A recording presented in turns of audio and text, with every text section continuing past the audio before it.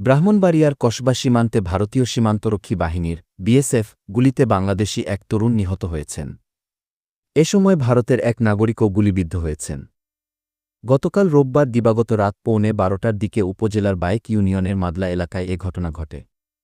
নিহত মোহাম্মদ সাকিব বাইক ইউনিয়নের মাদলার নন্দননগর পুরাতন গুচ্ছগ্রামের বাসিন্দা মোহাম্মদ মুতালেবের ছেলে এবং আহত ভারতীয় নাগরিকের নাম সুজন বর্মন। আজ বেলা 12:30টার দিকে নিহত সাবিকের লাশ গ্রামের বাড়ি মাদলায় নিয়ে আসেন স্বজনেরা। এসব তথ্য নিশ্চিত করেছেন কসবা থানার ভারপ্রাপ্ত কর্মকর্তা আব্দুল কাদের। ওসি আব্দুল কাদের প্রথম আলোকে বলেন, কসবায় সীমান্তবর্তী এলাকায় গতকাল দিবাগত রাত 12:15টায় বিএসএফের গুলিতে একজন নিহত হয়েছেন, আর ভারতীয় এক নাগরিক আহত আছেন।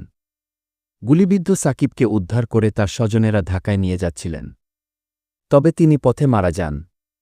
ময়নাতদন্তের জন্য তার লাশ ব্রাহ্মণবাড়িয়া জেনারেল হাসপাতালে পাঠানোর প্রক্রিয়া চলছে। স্থানীয় লোকজনের বরাত দিয়ে উপজেলা নির্বাহী কর্মকর্তা ইউএনও ছামিউল ইসলাম প্রথম আলোকে বলেন, ওই দুজন সীমান্ত দিয়ে অবৈধভাবে মোটরসাইকেল আনছিলেন। বিএসএফ ওই দুজনকে লক্ষ্য করে গুলি করে। ভারতীয় নাগরিক গুলিবিদ্ধ হয়ে বাংলাদেশে চলে আসেন। বর্তমানে তিনি ঢাকার একটি হাসপাতালে চিকিৎসাধীন।